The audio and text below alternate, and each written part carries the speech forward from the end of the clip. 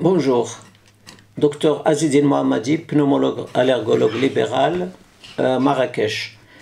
Je vais vous parler du pneumothorax. Cette vidéo est destinée au grand public.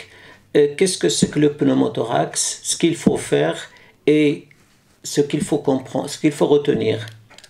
Le pneumothorax est la présence d'air entre les deux couches de la plèvre, entraînant un collapsus pulmonaire partiel ou complet.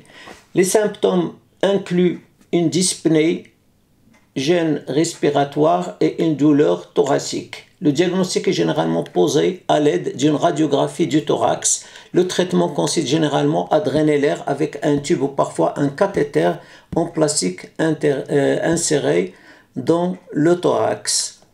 Donc pour une explication, c'est comme la crevaison d'une chambre à air. Donc quand il y a un trou au niveau du poumon, c'est comme une chambre à air qui se perce. Donc cet air, il faut l'évacuer. Et cet air, il se forme, ou bien cette poche d'air, il se forme entre le poumon et les côtes, la cage thoracique. Normalement, la pression dans la cavité pleurale est inférieure à celle présente dans les poumons ou à l'extérieur du thorax. Si une perforation se développe et provoque une connexion entre la cavité pleurale et l'intérieur des poumons ou l'extérieur du thorax, de l'air pénètre dans la cavité pleurale jusqu'à ce que les pressions s'égalisent ou que la connexion se ferme. Lorsque de l'air est présent dans la cavité pleurale, le poumon se collabe partiellement. Parfois une grande partie ou tout le poumon se collabe, ce qui provoque une dyspnée sévère. Un pneumothorax spontané primitif est un pneumothorax qui survient sans cause apparente chez des personnes sans troubles pulmonaires connus.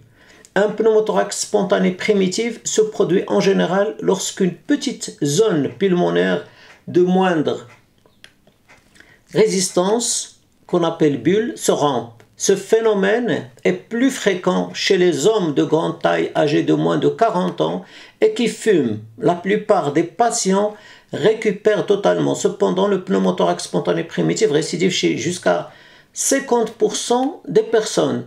Et un pneumothorax spontané secondaire survient chez des personnes ayant une maladie pulmonaire sous-jacente. Ce type de pneumothorax survient le plus souvent lors de la rupture d'une bulle, dans le cas de la bronchopneumopathie chronique obstructive, la mucoviscidose, l'asthme, la granulomatose à cellules de Langerhans ou bien l'histiocytose X, dans la sarcoïdose, le cas d'un abcès pulmonaire, ou bien la tuberculose.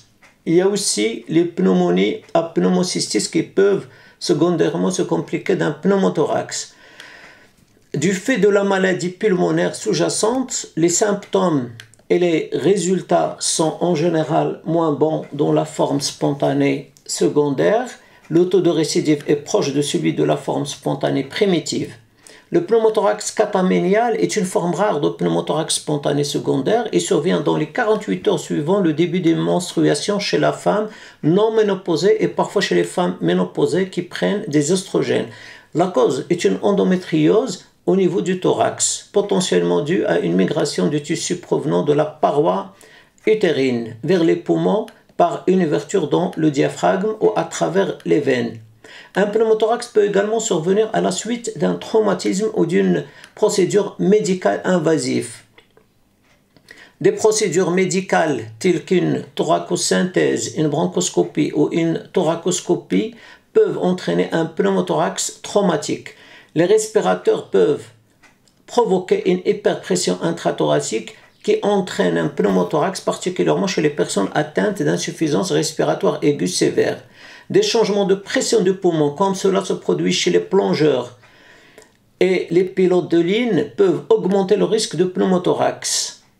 Les symptômes du pneumothorax varient fortement en fonction de la quantité d'air qui pénètre dans l'espace pleural, du pourcentage du poumon collabé et de l'état de la fonction pulmonaire sous-jacente.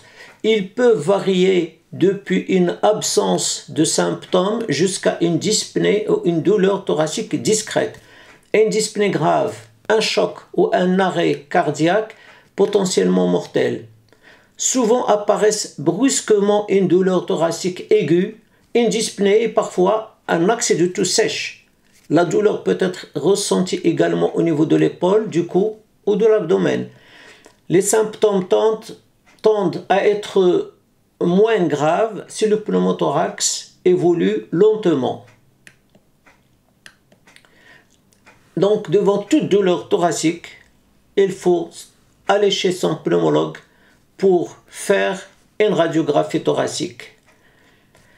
Exception faite d'un pneumothorax très étendu ou qui s'accumule sous tension, entraînant le collapsus des principaux vaisseaux sanguins du thorax, les symptômes s'atténuent lorsque l'organisme s'adapte au collapsus pulmonaire et le poumon commence lentement à se regonfler à mesure que l'air est réabsorbé depuis l'espace pleural.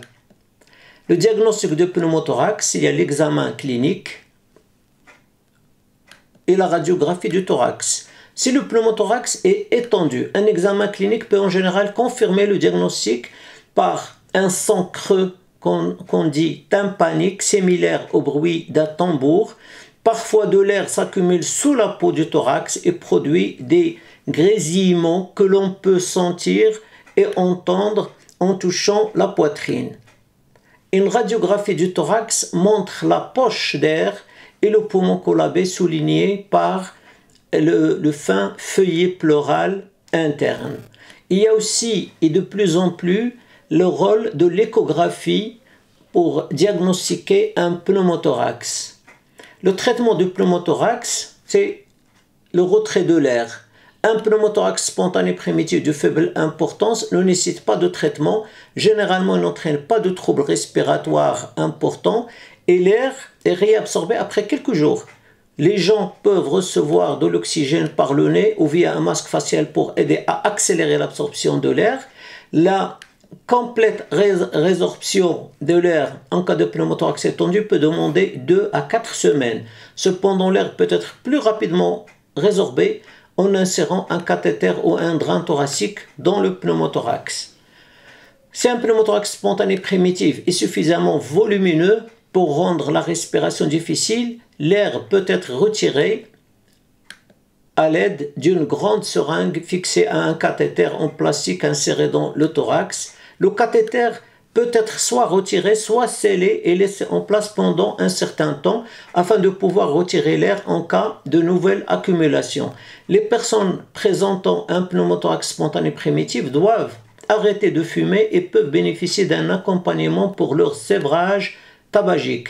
Un drain thoracique est utilisé pour drainer l'air si le cathéter d'aspiration ne fonctionne pas. Quelquefois, la chirurgie est nécessaire. Un thoracoscope est alors introduit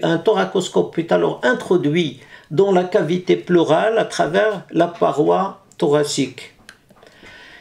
En cas de pneumothorax récidivant, une chirurgie peut être réalisée pour prévenir la récidive du pneumothorax. Les personnes qui pourraient avoir besoin de la chirurgie comprennent les personnes à haut risque, par exemple les plongeurs et les pilotes d'avion, après un premier épisode de pneumothorax, les personnes qui ont un pneumothorax spontané secondaire après le premier épisode de pneumothorax et la personne est en assez bonne santé pour faire l'objet d'une intervention chirurgicale. Les personnes dont le pneumothorax persiste ou récidive pour la seconde fois de même côté, c'est une personne ayant un pneumothorax récurrent et en trop mauvais état général pour tolérer la chirurgie. La cavité pleurale peut être fermée par l'administration d'un mélange à base de talc. Lorsque l'on procède à la fermeture de cette façon, le pneumothorax finit par se développer de nouveau chez 25% des personnes. En revanche, lorsqu'une chirurgie est réalisée, le pneumothorax ne se développe à nouveau que chez 5% des personnes. Donc cette technique, c'est-à-dire la technique de mettre du talc dans le drain thoracique, ça s'appelle talc slurry.